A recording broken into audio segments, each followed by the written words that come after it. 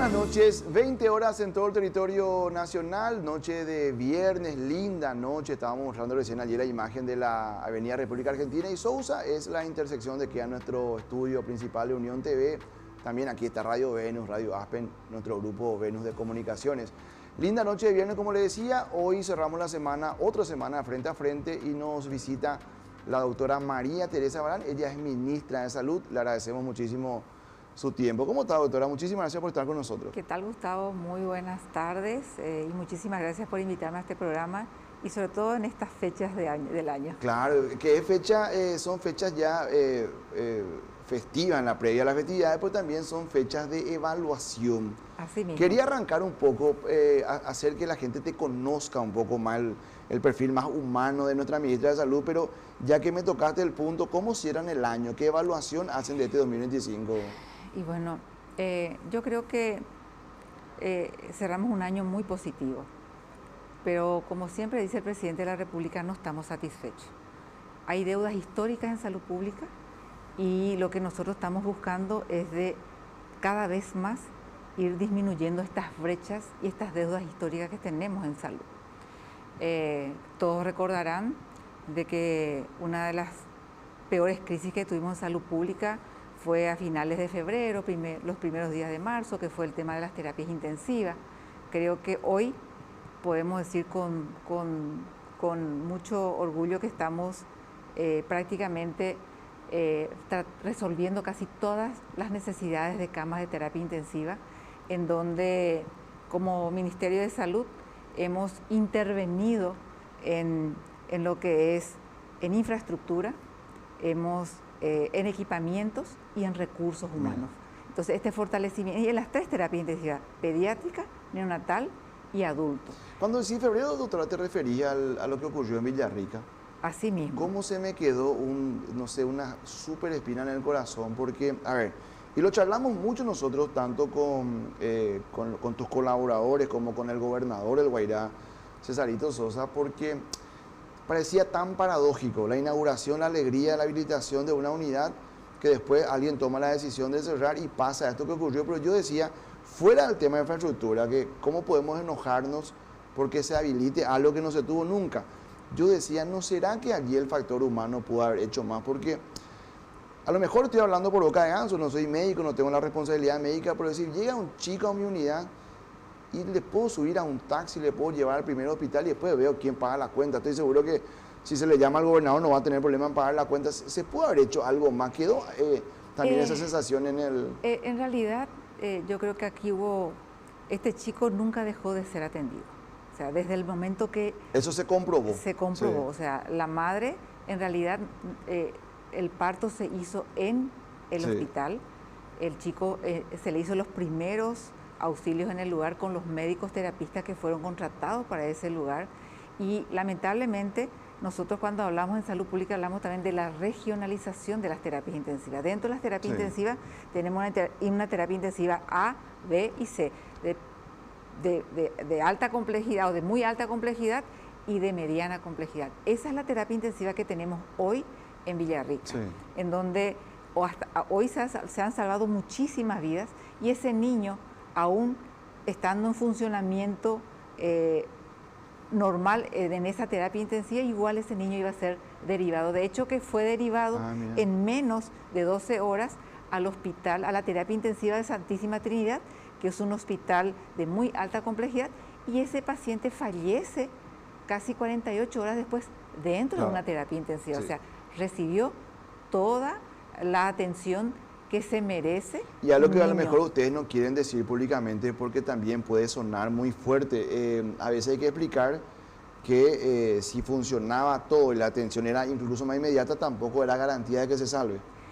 Estaba muy complicado el chico. El chico tenía una patología de base, una hipertensión pulmonar que probablemente hizo que empeore su cuadro respiratorio y por eso, es más, se le intubó, se le hizo el surfactante, que es un medicamento que se usa para acelerar la maduración pulmonar. O sea, se le hizo todo lo que se le tenía que hacer a ese recién nacido en el hospital de Villarrica. Sin embargo, se sintió como una crisis y también tuvo una serie de autoridades que ustedes tuvieron que reemplazar.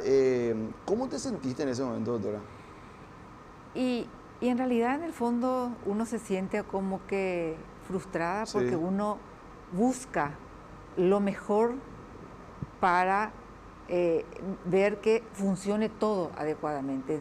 Y vuelvo a decir, lo de Villarrica fue una de tantas porque también tuvimos algunas crisis en Alto Paraná, o sea, se sumaron un montón de acciones que, otra de las cosas que siempre nosotros decimos que la pandemia del COVID era una gran oportunidad para Paraguay para poder fortalecer las terapias intensivas. ¿Se logró?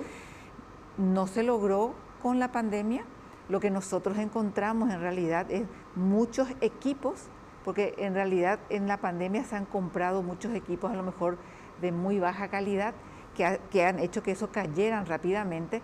Entonces, estos equipos estaban sin ser utilizados, estaban prácticamente en un depósito y hoy nosotros hemos levantado varios de estos equipos que se compró en la pandemia, pero lo más importante, nosotros tomamos el toro por las astas, dijimos, esta es una oportunidad, porque siempre dijimos que las crisis tienen que ser una oportunidad para que podamos mejorar esta situación. Y hoy puedo decirte que no tenemos nada que envidiar a un país de primer mundo en lo que refiere hoy a terapia intensiva. Hemos elevado el estándar en el llamado a licitación y hemos comprado respiradores que los médicos de terapia intensiva nos ayudaron a trabajar en el pliego de base y condiciones para poder comprar equipos mejores, porque nosotros también buscamos hoy como gobierno de Paraguay, con el liderazgo del presidente de la República, que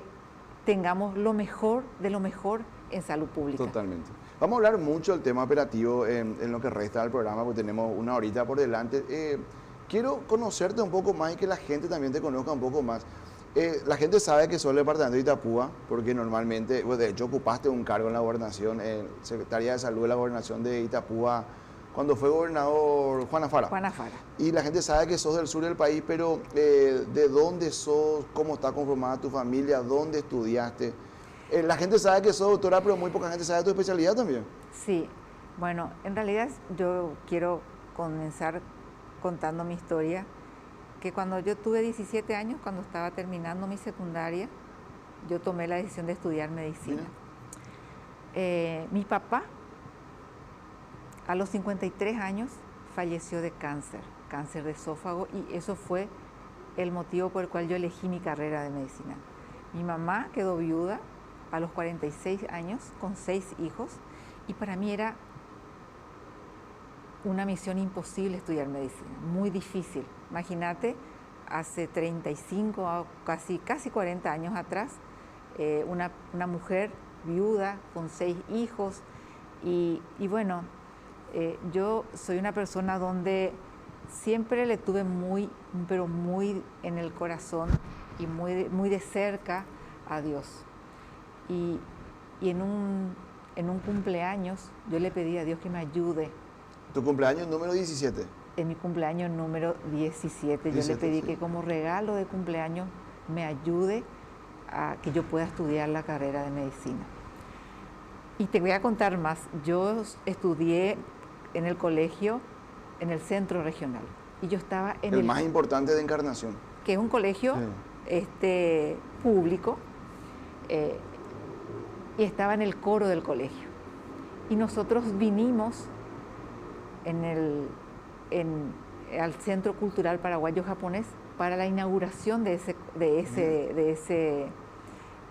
ese centro cultural a cantar. Y vinimos el 24 de agosto, mi cumpleaños es el 25 de agosto, antes era feriado el 25 de agosto porque era jura de la nueva Constitución. Sí.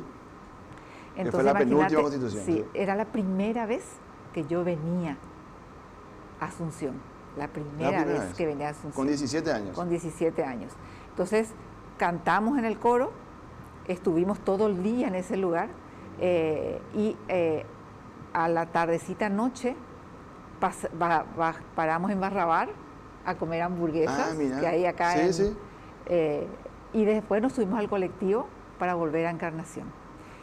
Y me acuerdo como hoy porque yo siempre tengo la costumbre de todas las noches rezar, darle gracias a Dios por todas las cosas que nos da, y siempre hay un espacio para pedir cosas. Claro. Entonces, yo me acuerdo que me dormí, me desperté por el camino, miré mi hora y era las 12:05 de la noche, ya era del 25 de agosto. Ya era tu Entonces, cumpleaños. ahí fue que yo recé y le pedí a Dios. Y a mí me apareció una luz brillante, roja, que yo en ese momento le relacioné con el Sagrado Corazón de Jesús. Y esa luz me habló y me dijo que iba a estudiar medicina. Y parece mentira, todos mis caminos se abrieron.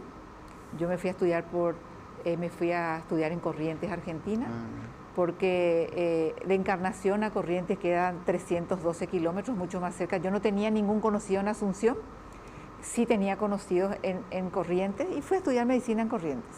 ¿Cuántos años estudiaste allí? Y allá son 6 años. 6 años, sí. Y terminé, me recibí y vine aquí, hice mi residencia de medicina familiar en el Hospital Bautista, que también... Aquí a cuadras. A cuadras. Sí, una cuadra. Que ahí también fue así como una cuestión. Yo decía, yo voy a estudiar medicina y quiero estudiar medicina para ir a África a ayudar a los que más necesitan. Que por ahí de repente es el sueño de casi todos los médicos. Sí, sí. Después cuando vine a Paraguay dije, no es necesario irse tan lejos. Paraguay necesita. Entonces, yo también, en todas estas conversaciones que tenía con Dios, Diosito, yo quiero que me ayudes a elegir la especialidad que yo más le voy a poder ayudar a la gente. Y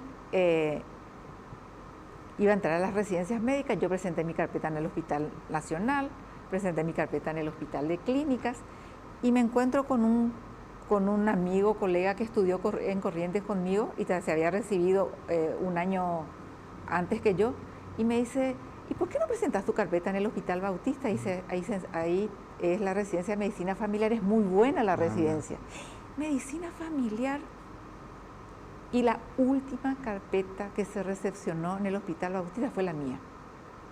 Y yo dije, Dios mío, todo un protocolo, porque ahí tenía que presentar la carpeta en donde un requisito era poner la religión.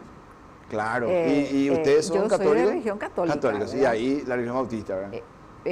Y se rendía un test psicológico, se rendía un examen de admisión y después toda una entrevista. Y me acuerdo que cuando yo iba a tener mi entrevista estaba tan, pero tan nerviosa que entré en la capilla del Hospital Bautista. Y en la capilla del Hospital Bautista estaban los libros, las Biblias del Nuevo Testamento, y abrí y me decía, no te preocupes cuando esté ante grandes autoridades lo que vas a decir, porque yo voy a estar ahí, te voy a iluminar y vas a decir lo que tengas que decir. ¿Cómo abriste justito en ese...? No sé. Entonces, en ese momento, yo supe que era medicina familiar lo que tenía que hacer. Después, casi cuando estaba por terminar mi residencia, porque son 3 años de residencia, uno de mis profesores me cuenta de que me quedé en una terna entre el hijo del pastor de la iglesia, del hospital, y yo. Y me eligieron a mí. Para ser permanente. Para quedarme como médica residente en el Hospital Bautista. Le ganaste al hijo del pastor de la iglesia, así es, a quien le pertenece el hospital. Y después... ¿Cómo chuleaste lo de la religión? ¿Le explicaste en la entrevista? No, uno no tiene que mentir, claro. ¿verdad? Yo puse que soy católica, o sea, de hecho que eso no era un requisito excluyente ser bautista, sino pedían el tema de la religión como un requisito más, nada más, ¿verdad? Bueno, y de ahí después te vas a la gobernación de muchos años después. Yo hice mi residencia de medicina familiar. Sí. Después, cuando terminé mi residencia, me fui al Hospital Regional de Encarnación. Sí. Yo acá en el Hospital Bautista estaba conmigo la doctora Felicia Cañete, que en ese momento era la directora del programa de diabetes en el Ministerio de Salud. Y como yo hacía consultorio, yo fui la primera que llevó el programa de diabetes en el Hospital Regional de Encarnación. En aquel entonces se hablaba muy poco de la insulina. Los médicos, las enfermeras tenían miedo de usar las insulinas. Yo llevo el programa, llevo la insulina. Y Fui la primera mujer, la primera encarnacena, y fui la más joven en asumir el primer cargo que asumí fue ser directora del Hospital Regional Encarnación. ¿Con cuántos años, doctora? Y prácticamente con 28 años. Mira. O sea, estuve ya en el hospital como jefa de guardia de urgencia, jefa de sala. También entré como docente en la facultad en la Universidad Nacional, la Facultad de Medicina, en la Universidad Nacional de Itapúa, pero haciendo como algo, fui la primera mujer, la primera encarnacena y la más joven en asumir como directora del Hospital Regional de Encarnación. Hasta ahora, o sea, tenía hasta ahora... Fui la que más tiempo, casi 10 años estuve como directora del Hospital Regional. Casi hasta los 38. Sí. Y después, ¿cómo continuó el camino? Y después de ser directora del hospital, en la época de Lugo y Esperanza Martínez, a mí me confirman como directora del Hospital Regional, y después, casi a finales de año, me sacan de la dirección. Vuelvo yo a hacer consultorio y en enero a mí me lleva Juana Fara como secretaria de Salud de la Gobernación de Itapúa. Sí, que completaste el periodo con él. Completé el periodo con él. Sí. Después tuve la oportunidad de venir como viceministra de Salud, que también fui prácticamente una de las más jóvenes del interior en asumir un cargo así de relevancia a nivel nacional, y fui la única que comenzó el 15 de agosto del 2013 y terminé el 15 de agosto del 2023. O sea, estuviste... Estuve, perdón... De 2018. De 2018. 5 años en el cargo. Estuve el periodo, todo el periodo. O sea, hay viceministros que nunca terminaron sus 5 años, pero yo estuve completo todo un periodo como viceministra de Salud. Claro, ¿verdad? Y después también estuvo lo de CENEPA. Y después, cuando Mazzoleni asume como ministro, él se entrevista conmigo y me pide que yo le acompañe como directora del CENEPA, donde estuve casi 2 años. Mira, sí. Y ahí volví a Encarnación. ¿Qué recuerdo tenés de Mazzoleni? El mejor de los recuerdos. ¿En serio? Él para mí es una persona muy bien preparada. Creo que Salud Pública perdió una gran persona. O sea, es una gran persona y un gran profesional, y que tenía una visión de transformación también de lo que es el sistema de salud. O sea, probablemente yo creo que así como en cualquier país del mundo, creo que la pandemia fue una prueba muy difícil que de repente no sé. O sea, hay otros factores que también influyen. También, pero tengo los mejores recuerdos del doctor Mazzoleni, y creo que tuvo una brillante oportunidad el Ministerio de Salud al tener una persona de esa categoría, de una persona entrenada, preparada, y por sobre todas las cosas una persona con un don de gente impresionante. ¿En serio? Sí. Doctora, ¿cuándo te llaman para asumir este cargo? O sea, ¿vos ya estabas de vuelta haciendo consultorio? Sí, yo estaba en Encarnación haciendo, en realidad, para lo que como no pertenecía al mismo grupo político de la administración anterior, a mí, después de ser viceministra, me hicieron hacer guardia sábado y domingo. Espera, de ser viceministra, tu freezer fue ir a hacer guardia sábado y domingo. ¿Dónde? En el Hospital Regional de Encarnación. Sí. Sábado y domingo. Sábado y domingo, guardia. ¿Medicina clínica? Sí, Mira. Así. Pero, o sea, por eso yo siempre digo, no lo he visto eso como un castigo, sino como una oportunidad también volver a lo que es. Y también me presenté a un concurso de docente de tiempo completo para la Facultad de Medicina, en donde gané el concurso, y también estuve por voto como miembro del Consejo Superior Universitario en la Universidad Nacional de Itapúa. De Itapúa. Sí. A ver, o sea, básicamente en tu región vos ocupaste todos los cargos que uno puede aspirar.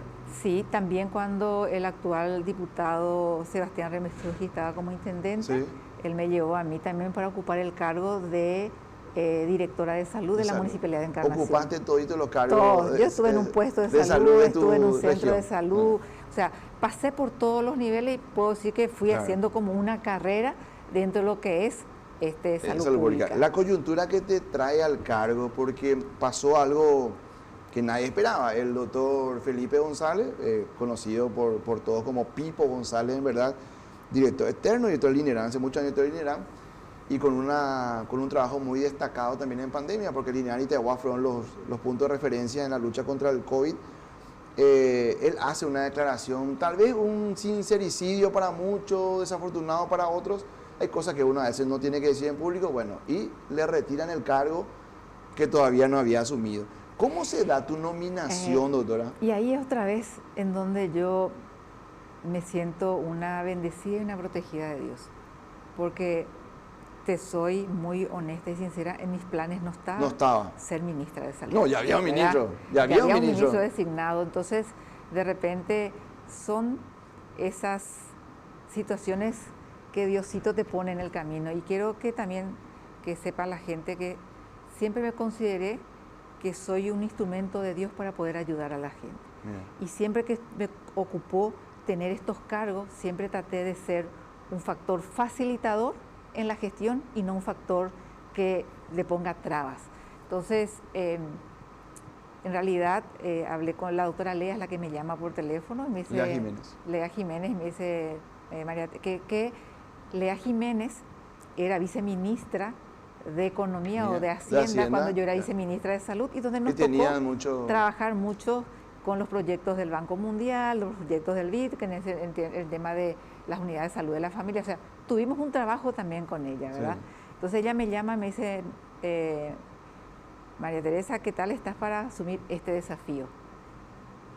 ¿Vos estabas en el consultorio? Yo, en realidad, sí, en realidad era como un fin de semana y yo estaba viajando a Iguazú, Argentina, con mi hijo, que iba, y mi hija también, con mi hijo Andrés y Rebeca, y con mi esposo, íbamos a un campeonato de básquetbol. Y ahí recibo yo la llamada. Cosa que vos no sabés, pero somos hinchas del mismo club, Colonia Gol.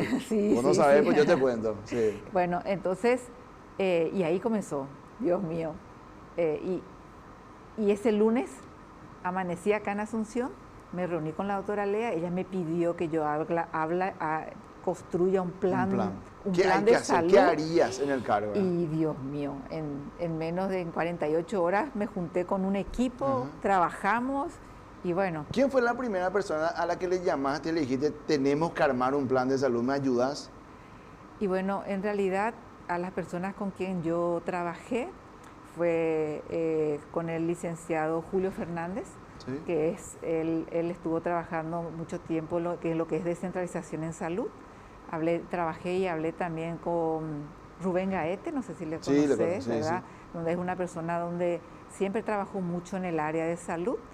Y así con el doctor Ortellado, que fue también, mi viceministro. Y bueno, conformamos todo un equipo y tuve que pasar la primera prueba, hacerle una presentación al presidente de la República. El presidente electo en ese momento, todavía no había asumido. El presidente electo, y bueno. Y ahí miró, ¿y qué te dijo Santiago Peña? Y en realidad, bueno, quiero que formes parte de mi equipo, vamos a trabajar juntos. Yo le voy a poner mucho énfasis en lo que es salud y vamos a trabajar, ¿verdad? Entonces, trabajamos y bueno, aquí mi familia fue un sostén demasiado importante.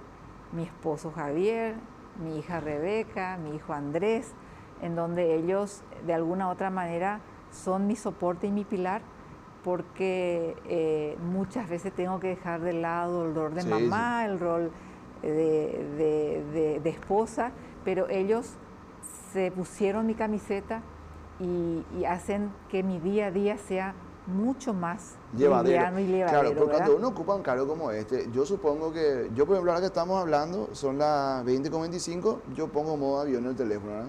Estoy ocupado una hora, esto es mucho más importante que cualquier cosa, pero un ministro de salud, una ministra de salud, ¿puede apagar el teléfono? No. ¿A qué hora duerme? ¿Hay alguien que se quede atento? Dormimos con el celular al lado, a veces atendiendo llamadas a las 2 a las 3 de la mañana. ¿Pero suena el teléfono a esa hora? Suena el teléfono. Llegan mensajes, a veces me despierto muy temprano y es la hora donde yo puedo empezar a leer a veces los mensajes. Sí, suelo responder a las 4 de la mañana, a las 5 de la mañana, a las 3 de la mañana, donde uno tiene un poquito más de tranquilidad. Pero sí, yo creo que sin el apoyo de mi familia iba a ser imposible llevar esto adelante. Y por sobre todas las cosas, el sueño.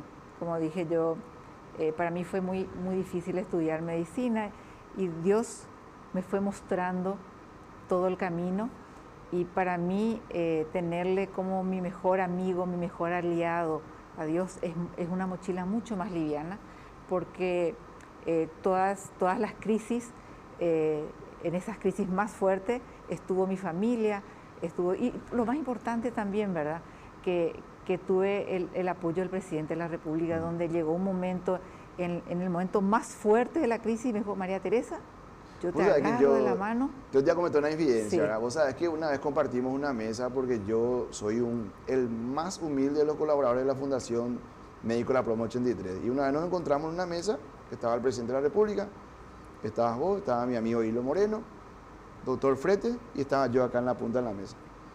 Y cuando la gente me decía, el presidente le va a cambiar la ministra de Salud, le va a cambiar, yo cuento una anécdota, vos no te vas a acordar. Comienza la presentación y yo explico: presidente, queremos hacer esto, vamos a ir a tal ciudad, y el presidente, vos estabas a su derecha, y el presidente gira y hace esto, vos tenías el brazo así y te pone la mano sobre, me dice: María Teresa, muchas gracias, sos una bendición para el Paraguay. Entonces yo contaba esto para decirle a la gente: un presidente no hace una valoración de lo que opina un periodista o de lo que él lee en las redes sociales. Él hace una valoración de lo que él percibe del trabajo de su ministro. Por eso a veces a nosotros nos parece un presidente muy terco, pero él tiene otra valoración del trabajo de sus ministros. Ese respaldo es fuerte, vos sentís, y la pregunta que tengo es: ¿cómo hace cuando hay un tiroteo en el que él está en el medio, un senador, un diputado que dice: la ministra no quiere hacer esto, hay que cambiarle? ¿Cómo se comporta el presidente en esas situaciones? Y realmente yo me siento muy protegida también, inclusive por el propio presidente, ¿verdad? En donde nosotros lo que buscamos es trabajar juntos. Y vuelvo a decir, y le digo todo el tiempo esto a todo mi equipo de salud. Si nosotros no aprovechamos la oportunidad que hoy tiene el Paraguay de tener un presidente como el presidente Santiago Peña, que no solamente se preocupa de salud, sino que se ocupa. Él se puso la camiseta de salud. ¿Se involucra él? Y se recontra involucra en todo. O sea, él y cuestiona también si ve que algo no está bien. Por supuesto que sí, siempre. O sea, no es que todo es color de rosa, sino que siempre tenemos conversaciones, siempre tenemos puntos de vista y siempre llevamos, y yo me doy cuenta de que de repente él confía mucho en lo que discutimos, en lo que hablamos, en lo que, como que diciendo, yo sé que vos sabés de salud y vamos a hacer. Es más, en muchas oportunidades me dijo: ¿qué opinas de esto? Sí. Y eso es de una persona muy grande, tener esa humildad, esa sencillez, y mira, vos trabajaste, vos sos de salud y vamos a ver cómo podemos seguir mejorando, y dándome el lugar que corresponde como Pero como ¿te ministra, tocó alguna vez el sinsabor de ir a Amburu Villaroga o a Palacio de Gobierno con una carpeta de un tema crítico y que el presidente te haya cuestionado y te haya dicho: esto tenemos que cambiar y hay que volver? ¿O no lo tomás así? No, de ninguna. Es más, es tan lindo trabajar con un presidente de esa manera, donde te puedo decir, de repente hay un problema y él me dice, yo le llevo 3 opciones. Y me dice... 3 probables soluciones. Un problema y 3 probables soluciones. Y él me dice, ¿cuál es la solución en donde todos van a ser beneficiados? Esta. Bueno, esa va a ser, métele. O sea, nunca él... Y otra de las cosas que es muy importante recalcar es de que en ningún momento él me impuso las personas con quien yo voy a trabajar. Una de las cosas que decían es que, muy a diferencia de otros, Santiago Peña fue el presidente que puso un ministro, o sea, que puso un ministro y le dijo, vos vas a ser ministro, pero yo te pongo los viceministros, yo te pongo... No, eso no es cierto. No es cierto. Al doctor Olmedo le elegí yo. ¿Por qué se fue del cargo, doctora? Y, Esa también fue una mini crisis, ¿verdad? Sí, ¿Le sacó el presidente o le sacaste vos? No, fue una decisión yo creo que conjunta, fue una decisión probablemente, porque ¿qué es lo que nos pide a nosotros el presidente de la República? Trabajo en equipo. Sí. Y probablemente lo que pasó aquí es que no se evidenciaba ese trabajo en equipo. ¿Con mala intención o a veces uno... yo, por ejemplo, soy cuatarara, ¿verdad? Y puedo caer en un aceleramiento sin mala intención. Yo te voy a decir una sola cosa. A mí me tocó ser viceministra de Salud. Sí. De hoy el senador Tony Barrios. Sí. Que para mí también fue un gran desafío. ¿Qué decían los grandes directores de acá? ¿Qué va a venir esa campesina a decirnos lo que tenemos que hacer aquí nosotros? Ah, mira. Entonces yo tuve que ganarme el cariño y el respeto de toda esa gente y lo demostré con trabajo, en donde yo fui una compañera de trabajo de Tony Barrios. ¿Y vos, vos le consultabas, le compartías? Yo nunca hice absolutamente nada sin la consulta, como corresponde, de mi jefe, que era Tony Barrios, y de hacer un trabajo en equipo. Claro.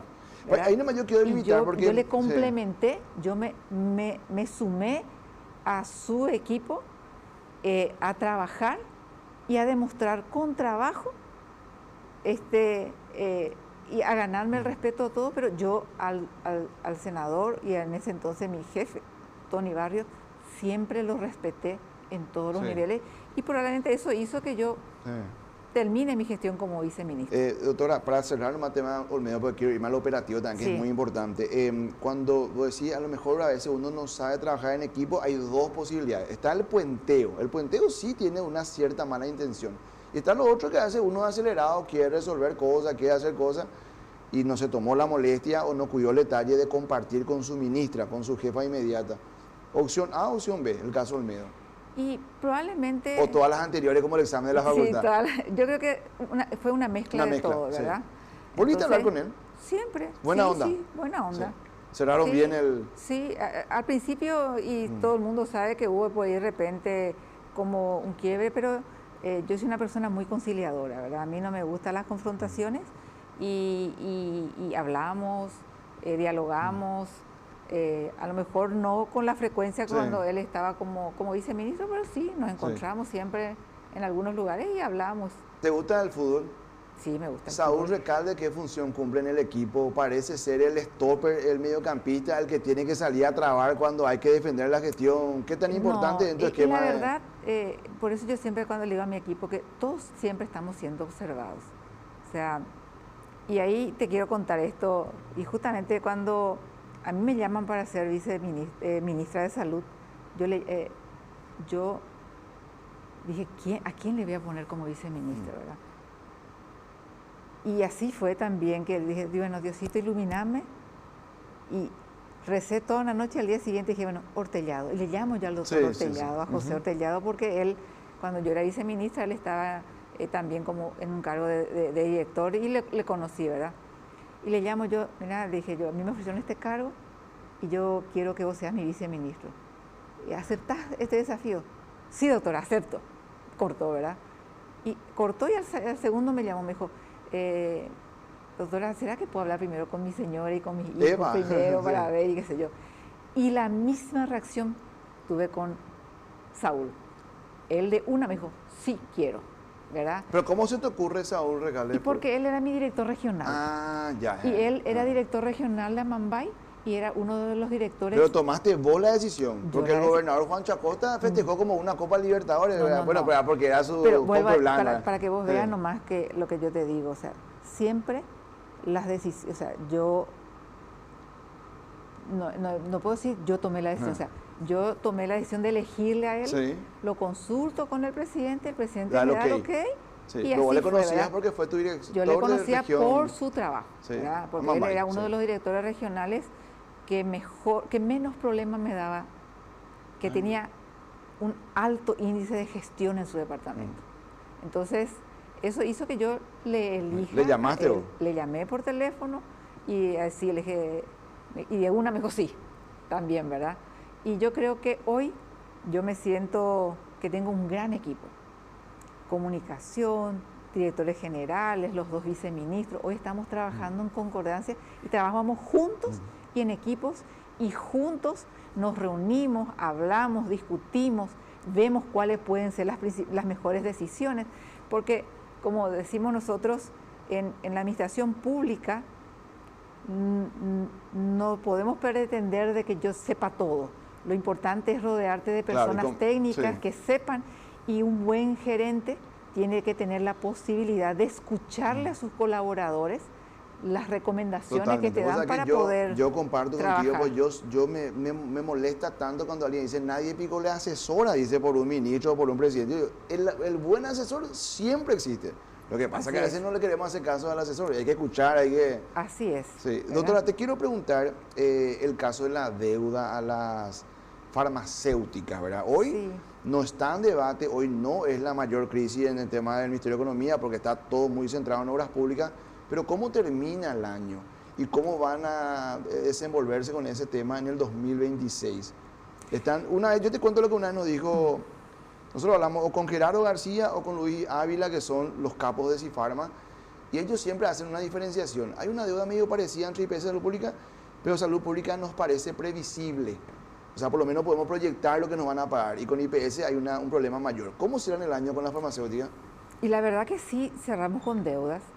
Y eso obedece un poquito así como, o sea, nosotros el año pasado cerramos muy bien con todos los proveedores porque teníamos un flujo de caja previsible y constante de casi 50 millones de dólares. Este año tuvimos un flujo de caja menor y entonces con los proveedores... ¿Cuánto menor? Y prácticamente el 50%, y en algunos casos menos, o sea, teníamos un flujo de caja de 20, 22, En un 23, año que vos creciste en la inversión. Donde crecimos y donde también habilitamos 2 grandes hospitales. Entonces, nosotros hoy dentro del Ministerio de Salud estamos trabajando en el ordenamiento de la casa. Ustedes recordarán que una de las primeras medidas que tuvimos en los primeros 100 días de gestión, nosotros teníamos 72 procesos administrativos para el pago de una factura. Y de 72 procesos administrativos bajamos a 17. Eso... 72 pasos a 17. Imagínate todo lo que eso significa en una burocracia dentro de un ministerio tan complejo como es el Ministerio de Salud. Entonces, el siguiente paso era tener una mejor planificación para poder comprar y hacer compras inteligentes. Cuando nosotros asumimos Salud Pública, se inició ya en el 2016 el sistema GIS, que es la digitalización del sistema de salud. Del 2017 al 2023 se pudieron habilitar 217 servicios de salud con el sistema GIS instalado. Nosotros desde el 2023 a hoy tenemos 1.200 servicios de salud con el sistema GIS instalado. ¿Por qué? Porque nosotros queremos el ordenamiento y la transparencia en la gestión. Y el sistema GIS te ordena en todos los aspectos. En la productividad de los recursos humanos, en la cantidad de entrada y salida de insumos y medicamentos, en la trazabilidad de los medicamentos, donde nosotros terminamos con una receta electrónica. Entonces, yo te puedo decir que probablemente durante todo este tiempo siempre estamos haciendo una compra o inclusive en base a los históricos. O sea, hoy el Ministerio no compra lo que... realmente necesita. Sí. Por ahí de repente compramos, por decirte, compramos mucha cantidad de antihipertensivo y poca cantidad de medicamentos para la diabetes. Pero hoy nosotros lo que buscamos es tener esa previsibilidad, es decir, tenemos tanto cantidad de diabéticos, de estos tantos diabéticos, este tipo de tratamiento. Yo explico siempre que funciona como en el súper, ¿verdad? Cuando alguien agarró una galletita o una hierba, en la góndola pasó por la caja, el software de la caja automáticamente marca en el inventario que se vendió y falta una hierba. O sea, así funciona. Cuando un médico en un puesto público de salud en Horqueta entrega un medicamento, a ustedes ya le aparece. Eso es lo que nunca existió. Ahora recién estamos ordenando y organizando eso. Nosotros tenemos el CICIAP, que es el sistema informático, como un sistema de inventarios constante y frecuente. ¿Y cuánto era el margen de error antes de lograr esto? 1000. No te puedo ni contar si cuánto era el margen de error, porque no teníamos una previsibilidad. Hoy, prácticamente, lo que estamos buscando es que si en Alto Paraguay se carga un medicamento, yo desde aquí pueda controlar cuánto se cargó, cuánto se descargó y cuánto falta cargar otra vez. Entonces, hoy con el nuevo director con el doctor Matías, con el ingeniero Matías Latorre, hoy estamos trabajando no solamente de insumos estratégicos. De insumos estratégicos, porque en insumos estratégicos no solamente medicamentos, es insumos que son jeringas, guantes, catéteres, insumos, medicamentos, biomédica, o sea, todos los equipamientos, es el sistema de gases.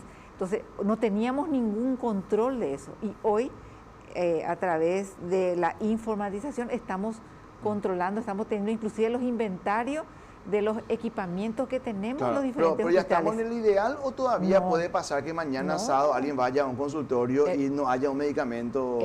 Y acá también algo muy importante. O sea, yo puedo saber exactamente la cantidad de insumos y medicamentos que necesito, pero también la administración pública es compleja. O sea, el proceso de compras, un llamado a licitación, tiene una serie de procesos. Entonces, para que este medicamento llegue a salud, tiene que pasar una serie de procedimientos y de procesos. Primero, una adecuada planificación. Vamos a suponer que yo sé que yo necesito 1 millón de dosis de insulina. Hago el llamado a licitación para el 1 millón de dosis de insulina. Pero resulta ser que por el camino hay protestas, por el camino hay desabastecimiento porque la empresa no tiene la cantidad suficiente para proveer. O sea, yo ya le adjudiqué a la empresa que me tiene que dar 1 millón, pero la empresa no tiene el 1 millón para darme. Entonces, hay una serie de factores internos y externos que se juegan en el momento de que este medicamento llegue al Ministerio de Salud. Entonces, y eso es lo que estamos buscando hoy con la informatización, en donde hoy también las industrias farmacéuticas pueden entrar a nuestro sistema. Por ejemplo, si yo a una empresa le adjudiqué 1 millón de dosis de un medicamento y ellos me tienen, él pueda entrar al sistema y ya está sabiendo de que me estoy por quedar sin esto, ellos ya pueden fabricar. Pueden fabricar, o sea, pueden hacer pueden previsionar. Porque ¿qué es lo que hace hoy? Ellos fabrican o se ponen a fabricar cuando nosotros emitimos la orden de compra. Entonces a veces... O sea, ahí hay una demora. Y hay una demora. Sí. Entonces, eso es lo que hoy estamos buscando, trabajar en forma coordinada, intraministerialmente, con todo el equipo del Ministerio de Salud, y en forma externa, con la Dirección Nacional de Contrataciones Públicas y con los proveedores. Quiero tocar un tema que es medio delicado, ¿verdad? Porque, a ver, vos sos católica, yo soy católico, yo sí que fui catequista luego, con más razón, ¿verdad? Y cuando el país dice, se instala, el monseñor Ricardo Valenzuela, plena homilía, misa central, el 1 millón de personas, el 1 millón de paraguayos mirando por la tele, 200.000 ahí en la plaza, y él dice, habla de la salud pública. Y va a la crítica porque no todo está bien, hay cosas que hay que mejorar. Pero él habla de su cuadro de salud, que él volvió un día antes, que estaba en San Pablo, que se tuvo que tratar. Y allí salta el dato de que en verdad a él lo habían atendido en el sistema de salud pública. Yo le llamo 2 días después de la festividad que ocupé y él me reconoce, me explica que él se fue al INCAN, que le atendieron, que le dieron los medicamentos y que él se va a San Pablo para el chequeo que básicamente le habían obligado los amigos a llevarlo a San Pablo a hacer la evaluación y que él salió caminando y el médico sonriente le dijo, estás curado. ¿Cómo se sintieron ustedes en esa especie de... Fue como una interna, ¿verdad? Porque... yo creo que cada uno es responsable de lo que uno habla y dice, ¿verdad? Pero yo lo respeto y lo admiro mucho al monseñor Valenzuela. ¿No te enojaste? No me enojé, pero también creo que también fue una oportunidad para demostrar, o sea, qué es lo que nosotros buscamos con lo que le pasó al monseñor Valenzuela. O sea, nadie desea que uno tenga cáncer, ¿verdad? Pero Pero sí ocurre. A él le hicieron que, el diagnóstico, sí, él se puso en contacto con nosotros le ofrecimos toda la cartera de servicio que tenemos en salud pública, él se hizo su tratamiento completo de su quimioterapia, de su radioterapia aquí, ¿verdad? Y entiendo de que por su investidura hay muchas personas que se preocuparon y se ocuparon de su salud y le ofrecieron irse a hacerse un chequeo a Brasil. Evaluación de lo que le hicieron acá. Claro, una evaluación de un control post-tratamiento, el pescado y una consulta con un médico especialista probablemente. Y para mí eso me dio una tranquilidad. ¿Por qué? Porque ese control que él se hizo afuera vino a corroborar de que hoy en Paraguay no estamos mal. Hoy en Paraguay nosotros tenemos también muy buenos profesionales, tenemos muy buenos esquemas de tratamiento y que lo que le dijeron en Brasil es que el tratamiento que se le hizo acá es el tratamiento correcto. Y que es eso de lo que yo sueño como paraguaya y es lo que yo quiero para todo el país. Pero eso es para todos, ministra, porque una de las cosas que él me dijo en radio es: me pillaron que soy obispo y para mí que por eso me trataban bien. No, mira que hoy nosotros estamos trabajando, también recordarás que una de las crisis muy fuertes que tuvimos en salud fueron todas las inestabilidades que teníamos en el INCAM. Sí, la falta de insumos, la falta de medicamentos, que hoy no hay. Hoy estamos trabajando con la doctora Javivi y vuelvo a decir que ¿qué es lo que yo sueño? Y me voy a remontar otra vez a mi historia personal. Mi papá, hace casi 40 años atrás, tuvo que irse a la Argentina para hacerse su tratamiento con mi mamá. Mi mamá dormía debajo de la cama del hospital de mi papá para cuidarle a mi papá. Entonces, yo no quiero más que ningún paraguayo tenga que irse afuera a tratar. Que podamos nosotros aquí poder resolver la gran cantidad que ningún paraguayo tenga que irse al extranjero para poder tratarse de un cáncer. Claro que probablemente la medicina avanza y hay algunos tratamientos muy específicos, ¿verdad? Pero no, que aquí en Paraguay... También hubo crítica con relación al instituto de Corrientes cardiológico, con el que el ministerio tiene un convenio que también generó... Y aquí es importante recalcar esto. Nosotros tenemos que ser muy honestos y sinceros. Yo me vi obligada a buscar una alternativa de tratamiento en Corrientes, Argentina, porque me venían amparos, 1.000 millones de guaraníes. ¿Por paciente? Por paciente para ese mismo tratamiento que en Corrientes me salía $4.000. 30 millones, 28 millones. O sea...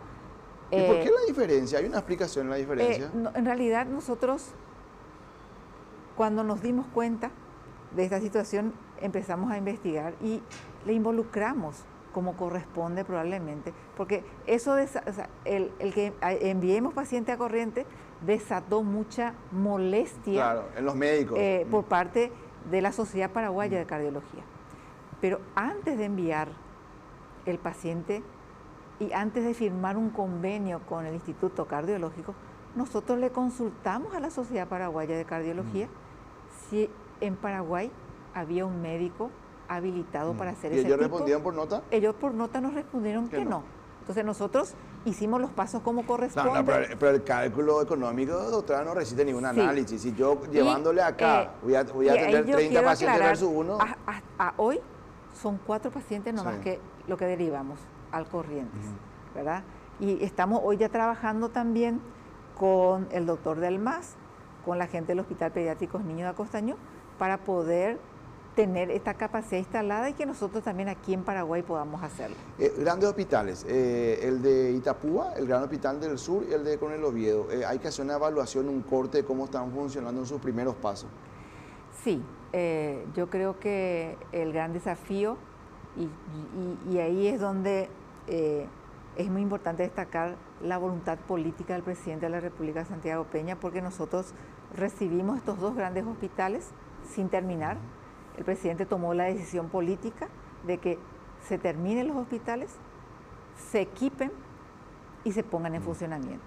Y en el proceso del equipamiento nos pidió a nosotros de que pongamos los mejores equipos. Hoy yo te puedo decir con mucho orgullo y con mucha satisfacción que hoy el Hospital General de Coronel Oviedo y el Hospital General de Itapúa son los hospitales más grandes, más modernos y mejores equipados de todo el sistema de salud de Paraguay. No hay un sanatorio privado que hoy tenga la tecnología que tengan estos dos grandes hospitales. Sí, y lo del Gran Hospital del Sur, que también estuvo involucrado en el tema del rally, ¿verdad? Yo creo que el Mundial del Rally, la prueba más difícil que tuvimos nosotros y que para nosotros fue un gran desafío, es de que los pares evaluadores puedan evaluar, porque fue decisivo que el sistema de salud esté preparado para que se pueda hacer el Mundial del Rally aquí en el departamento de Itapúa. Y fue declarado el mejor rally del mundo. Entonces, y ahí también, ¿vos crees que jugó el elemento salud? Sí, pero el elemento de salud no solamente fue lo que es el hospital general de Itapúa, sino todo el sistema, o sea, las ambulancias, los helicópteros, el avión ambulancia, o sea, fue una serie de checklist que tuvieron que hacer para decir, bueno, estamos preparados en salud, si ocurre algún problema, nosotros estamos preparados para dar respuesta a ese problema que puede haber. De hecho, que hubo uno de los mecánicos que tuvo una lesión, se lesionó el dedo, sí, y hizo inclusive comparaciones de que se quedó muy sorprendido de cómo le trataron. Por la reacción. Y de cómo del tratamiento que recibió. Les llamó también mucho la atención, me explicaron mi querido amigo Beto Rodríguez, que es el periodista más importante del deporte motor en Paraguay, la cercanía del hospital, del lugar de competencia. Eso les llamaba mucho la atención porque eso no se ve en otros rally. Doctora, se nos fue el tiempo, pero no quiero antes de preguntarte, ¿y los otros hospitales que están proyectados? Sí, nosotros tenemos 7 grandes hospitales. Y acá creo que es la inversión más grande y más importante en toda la historia del Ministerio de Salud Pública y Bienestar Social, con recursos propios del gobierno. O sea, todos los paraguayos tenemos que sentirnos orgullosos porque el Hospital de Coronel Oviedo y el Hospital del Sur se construyeron con recursos propios del Estado paraguayo. Y de estos 7 hospitales que se van a construir, solamente 2, el del Santaní, que se construye con un crédito del Banco Interamericano de Desarrollo, y el Gran Hospital de Asunción, que es con un crédito no reembolsable del gobierno de Taiwán. Sí, el resto, o sea, una donación, sí. Los otros 5 son construcciones que se van a hacer con recursos propios del Estado paraguayo. Y acá tenemos Alto Chaco, tenemos Concepción, el Hospital de Mariscal Estegarribia, sí, tenemos el Hospital de Concepción, el Hospital de Curuguatú, tenemos el Hospital del Este, sí, el Hospital de Asunción y el Gran Hospital Nacional. Y acá yo te quiero contar esto. Probablemente el Hospital Nacional de Itagua va a ser el hospital más grande y más moderno de la región, en donde estamos cambiando el paradigma y donde estamos cambiando también la forma de gestionar. No va a ser solamente construir y equipar el Gran Hospital Nacional.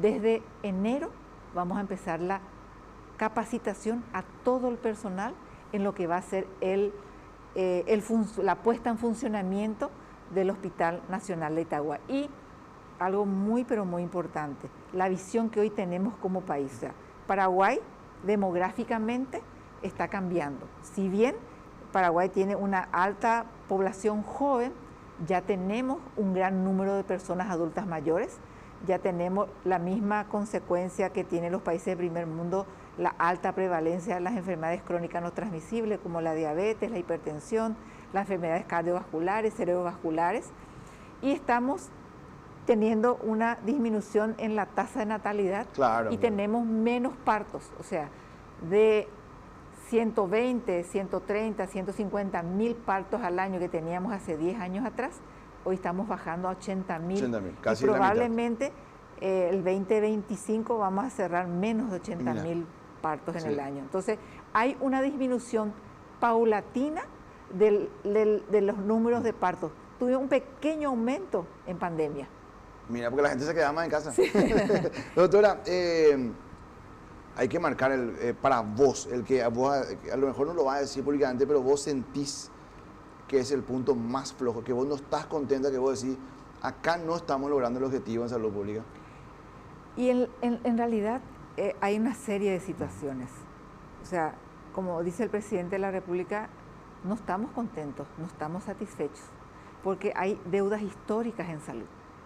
Pero lo estamos haciendo, estamos caminando. Y estamos caminando en el fortalecimiento en todos los niveles, desde el primer nivel de atención, que son las unidades de salud de la familia, hasta los hospitales especializados. Vamos a arrancar el año con la habilitación de las 10 nuevas unidades de salud de la familia. O sea, yo creo que el gran desafío es iniciar y terminar estos 7 grandes nuevos hospitales, pero también es importante de que podamos seguir mejorando el mantenimiento de la infraestructura de los hospitales ya existentes. Tenemos que seguir mejorando las brechas y la calidad en recursos humanos. Tenemos que seguir mejorando en lo que es infraestructura de los hospitales ya existentes y tenemos que también seguir mejorando en el equipamiento y en el talento humano. O sea, salud pública es muy compleja. Salud pública no es solamente construir un hospital. Yo creo que la fortaleza más grande y más importante y el valor más grande que tenemos nosotros en salud pública es el talento humano. Y tenemos que seguir trabajando en ese trato humanizado dentro del sistema de salud de Paraguay. Esa es un poquito la parte que hay que trabajar. Sí. Doctora, no puedo hacer una sección porque es la dinámica del programa. Te tengo que mostrar una foto y vos me tenés que decir qué pensás de ello. Y algunos te van a agradar mucho y algunos te complicó en algún momento. Así que primera foto de la noche antes de irnos, Horacio Cartes. Una persona admirable. Para mí, él es una persona quien de alguna otra manera fue el que me dio la oportunidad de que yo sea viceministra de Salud. O sea, él vio en mí probablemente algo que otras personas no vieron y él hizo de que probablemente yo deje mi querida ciudad de Encarnación y venga aquí para desarrollarme para desempeñarme como viceministra de Salud. Y yo estoy convencida que es una persona que le quiere muchísimo a Paraguay. Siguiente foto, senador Beto Velar. Te retó una vez, te retó 2 veces, te retó 3 veces, te retó 4 veces, te retó 5 veces, un día te felicitó y no se anda más acordando de vos. No, yo lo respeto y lo admiro mucho también. Él es una persona, es un senador y creo que, vuelvo a decir, las críticas siempre son constructivas y yo la tomé, las críticas del senador, como una oportunidad para poder cambiar o mejorar el rumbo de lo que es salud pública. Siguiente foto, senador Antonio Barros, fue tu ministro de Salud cuando fuiste viceministro. Es una persona a quien yo quiero muchísimo, porque como te dije al principio de esta nota, fue mi compañero de trabajo cuando yo fui viceministra de Salud. Yo entré al viceministerio sin conocerle a él y fue una persona que me dio muchísimas oportunidades. Probablemente todo lo que yo pude desarrollar cuando fui viceministra fue gracias a que él me dio esa oportunidad. Siguiente foto. Bachi Núñez, él es el presidente del Congreso, tenía que hablar mucho con él, presupuesto. Y acá te puedo decir que a lo mejor hay algo que nadie sabe. Él fue mi compañero de estudio, él fue mi compañero en la facultad, él también estudió medicina en Corrientes, no solamente fue mi compañero de facultad, sino fue mi vecino también. Vivíamos prácticamente en el mismo condominio, en los mismos departamentos, y es una persona a quien yo también aprecio y quiero mucho, porque él, cuando hablamos, él no me dice a mí ministra, sino me dice, como me dicen a mí familiarmente, mi nombre es María Teresa, me dice Mari Barán. Mari Barán. Y nunca cortamos relación con él desde que fuimos compañeros en la Facultad de Medicina en Corrientes. Yo terminé mi carrera en Corrientes, él no terminó, él vino a terminar aquí en Paraguay, pero es una persona a quien yo también quiero y aprecio mucho. Y la última foto de la noche, que no puede faltar, el presidente de la República, Santiago Peña. Es una persona a quien yo admiro y quiero muchísimo, en donde si hay algo que él nos enseña todo el tiempo, es de que tenemos que despertar ese gran gigante que es Paraguay, que el Paraguay somos cada uno de nosotros, y en donde él nos enseñó a todos los ministros a trabajar en equipo. Y ese trabajo en equipo hace que se puedan ver mejor los resultados. Entonces, es una persona a quien yo aprecio, valoro, respeto. ¿Cuántas veces a la semana hablas con él? Muchas veces.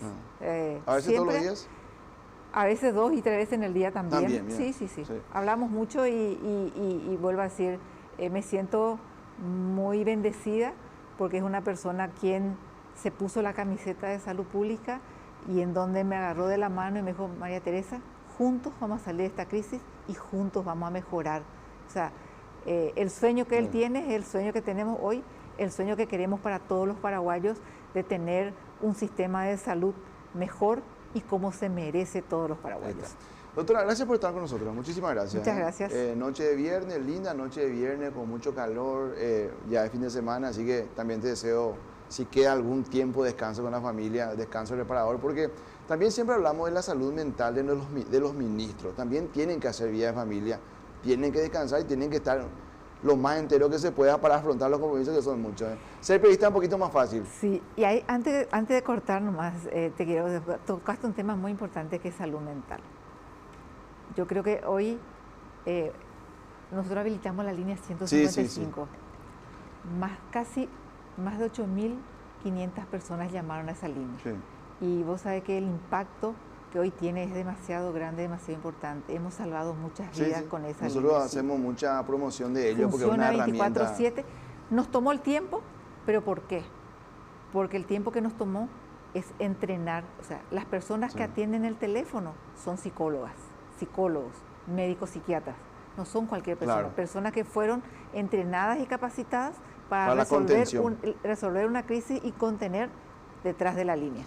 Doctora, gracias por estar con nosotros, es muy amable. Con nosotros esta noche de viernes es 19 de diciembre, el domingo arranca oficialmente el verano, aunque esto ya parece verano hace rato en Paraguay. Le deseamos un lindo descanso con la familia, con los amigos.